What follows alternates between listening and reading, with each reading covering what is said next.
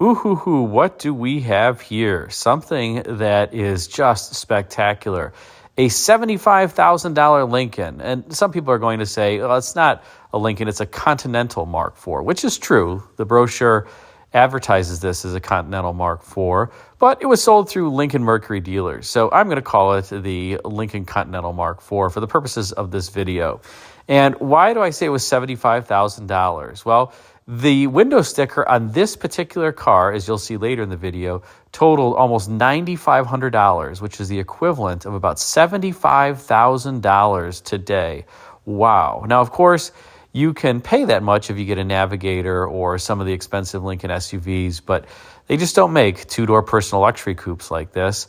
And let's talk about this particular Mark IV, some of the features it has, and the Mark IV in general.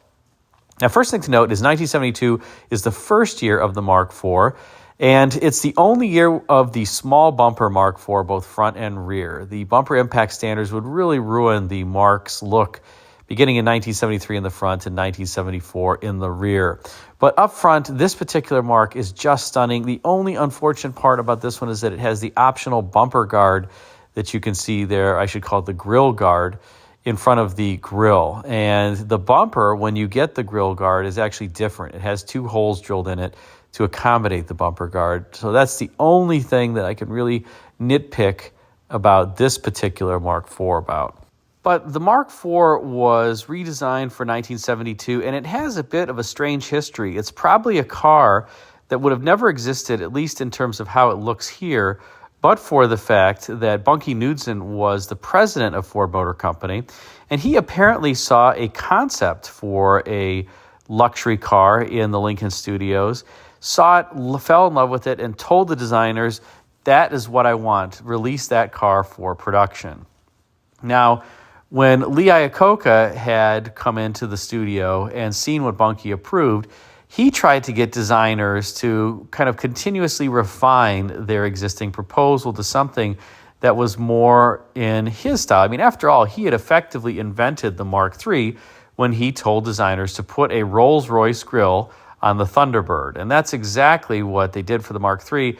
And the Mark IV is even more so a Rolls-Royce grille over top of the Thunderbird. This Mark IV was based on the Thunderbird platform, which actually shared a lot of components at this point with the Torino versus the full-size Lincolns. Regardless, Iacocca did not like the styling direction of the concept and kept trying to tweak it, as I mentioned.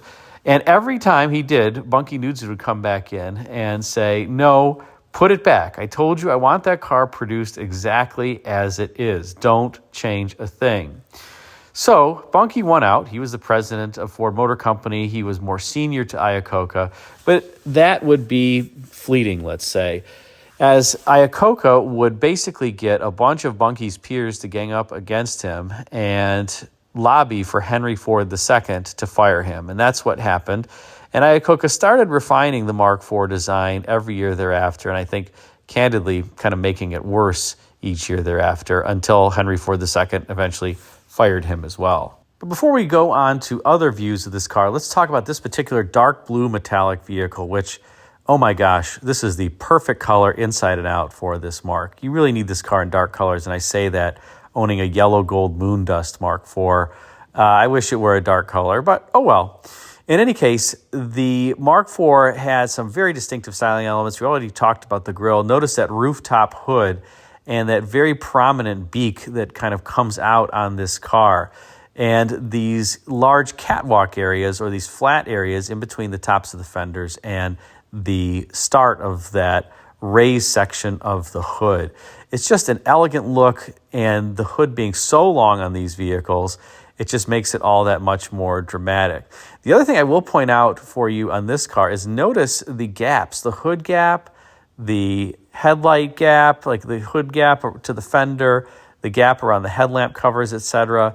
The cars that Lincoln was producing at the Wixom assembly plant, including this Mark IV, were just superb in terms of their build quality for the era. And part of that was because Lincoln was sourcing its sheet metal not even from Ford Motor Company. It didn't trust Ford Motor Company. It went outside to the Budd Company to get its stampings for the Mark IV because it wanted such precise fitment. And I have to say that they really did a great job. Now, as we rotate around to the side of this Mark IV, you can see the Thunderbird influence in the A-pillars, the front glass, the windshield, the roof panel, the rear quarter glass. This 72 Mark IV does have the optional opera window. That was an option in 1972. You could get this car without that, but it became standard in 1973. And I will say that the styling on this car, look at those distinct wheel arches and fender flares. It's just a beautiful looking design. The only thing that's somewhat awkward to me is that these cars all kind of sit high in the rear. Look at the space in between the quarter panel and the tire. The only thing I can surmise there is that these cars are sprung so softly. If you ever drive a Mark IV this vintage, it's about the softest, most wallowy ride of any car of the era. I can't think of one with a softer ride. It's actually too soft, and I say that as somebody who loves soft rides. The 72 Lincoln Continental, the full-size car, I think rides much better, to be honest. But my guess is that the springs were so soft that if you had loaded this up with luggage and 5 passengers, that the body would basically just sag so much that they had to put a little bit more room for the springs to take up that payload capacity. I can't think of any other reason why they would do that. You almost want to lower this car by about half an inch to an inch all the way around.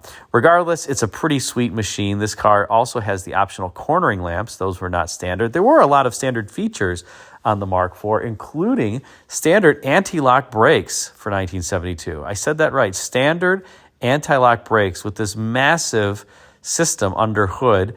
And I believe that there was a speed sensor on the drive shaft. So the anti-lock feature was just on the rear wheels. It wasn't on the front wheels. But the rear ones are the ones that really lock, and the system actually works pretty well. It still works in my Mark IV. I've had to try it out during a panic stop, and yeah, it worked. So good on Lincoln for making that safety equipment standard.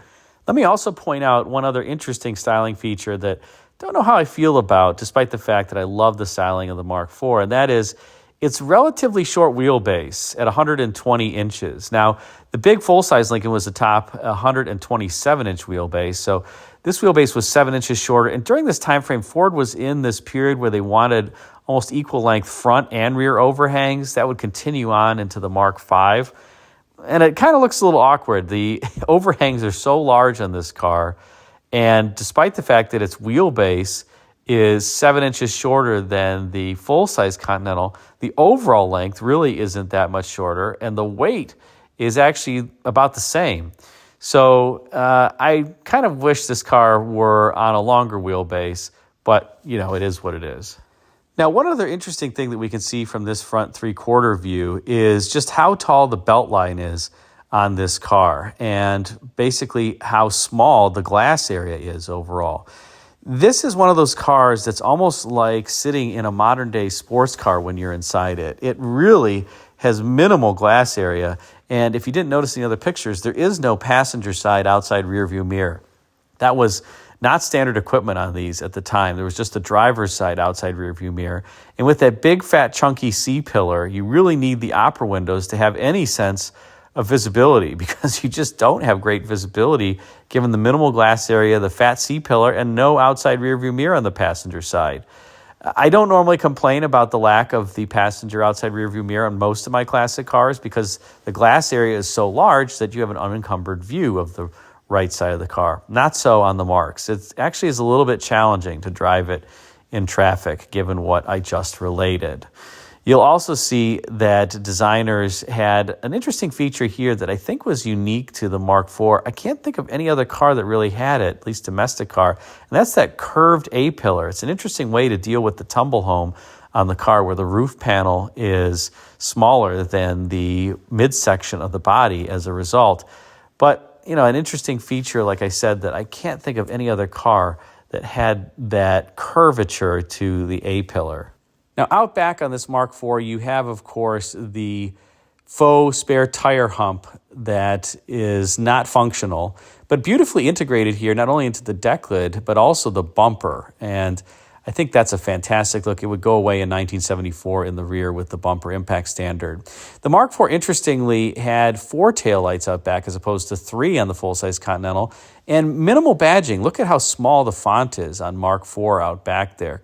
It's almost like the designers were embarrassed by the fact that it was a Mark IV, but I really think that they wanted the car to stand on its own and not have to have this in-your-face design statement. You'll also notice that this car, which is very rare for the Mark IVs, has no bubbling at the corners near the back, the lower portion of the back window. That is something that you must look for on these cars. Very typical for them to bubble, very typical for them not to have the original vinyl roof because somebody has had that repaired. On this car, it looks absolutely perfect. It must not have been in the rain. And of course, a lot of cars from this area have that bubbling back there at the lower corners of the window.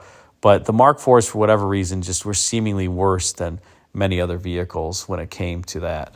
Now let's switch to the interior of this dark blue metallic Mark IV, because the interior is also dark blue and just fantastic.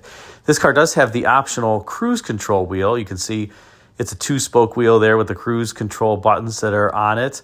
That was a common wheel across Ford, Mercury, and Lincoln.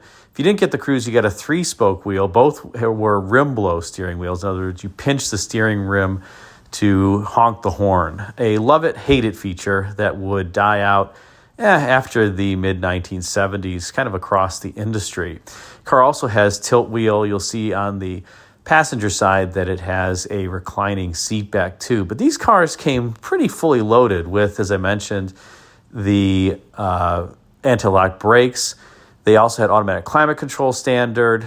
They had a power antenna with just an AM radio. This one has AM, FM. It also has the electric rear window defroster, which was an option too.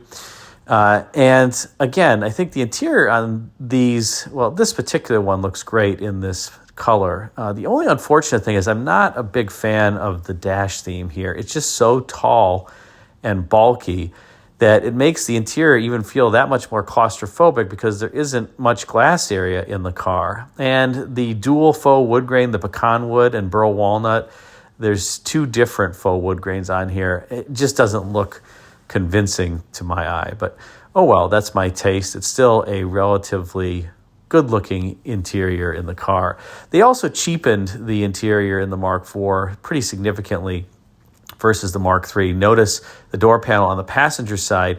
There is a padded section of the armrest, but the lower is just hard plastic. And it's kind of unfortunate because the Mark III had such a beautiful interior that it was tough to kind of compete with that car. If I had bought a Mark III and then bought a Mark IV, I definitely would have been disappointed with the interior. I also would have been disappointed with the power underhood, which we'll talk about in a second. Now, one thing neither Mark did well was have a very accommodating rear seat. This rear seat area is pretty cramped, and it's amazing because you have this enormous car with a very small passenger compartment and, frankly, a horribly small trunk for the size of the car. It looks big from the outside and that it should have plenty of room, but with the full-size spare in it, it just doesn't have that much room. So an enormous car that has no passenger space and no trunk space. I mean, it's pretty shocking, but at least it looks good. And the rear seat area, as you can see here, is quite tight. At least aside from the hard plastic, the door panel did look quite nice. And this one has the power locks. There is no power lock switch on these cars. The way that you activate the power lock is by pulling up on the lock plunger or pushing it down on either side, and then that mimics the action on the opposing door.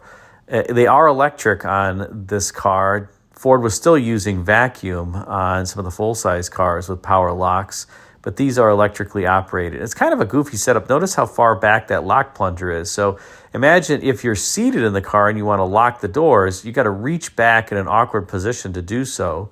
And then if you want to unlock them, it's even more awkward because you have to pull up with your arm kind of contorting in a strange direction. Why is that? Well, at this point in time, many people didn't lock the car door when they were in the car. They only locked it when they exited and unlocked it when they were entering the car. So this lock plunger placement made sense. But today, when many people lock the door before they start off, or in fact, many cars today just auto-lock the doors, this would be a very odd placement. But it wasn't so back then. In fact, people generally just didn't lock their car doors, period. I will also call out that if you have one of these cars, be sure to check the contacts in your power seat switch. These cars are getting old now. The power seat switches are starting to corrode in some cases, and when they do so, then the car can catch on fire. It's not a great setup, but in fact, what I do on my car, I've cleaned all the contacts. They never were even corroded. But just for safekeeping, whenever I have the car sitting for long periods of time, I disconnect the battery. So there's always electricity running to that switch, whether the key is on or off. Some people rewire the switches so that they're only hot with the key on, but I just unhook my battery and make sure that the contacts are clean. And here's just a quick look at the dash that I was mentioning before and the dual tone fake wood grain. You can see the burl there and the pecan wood, both of them, like the radio. Take a look at the radio. The immediate fake wood grain out on the outer edge of the radio is burl walnut, and then it's framed with this little piece of chrome trim, and then the pecan wood surrounds that. It just doesn't look that good to my eye. What do you think? Put a comment in the comment section.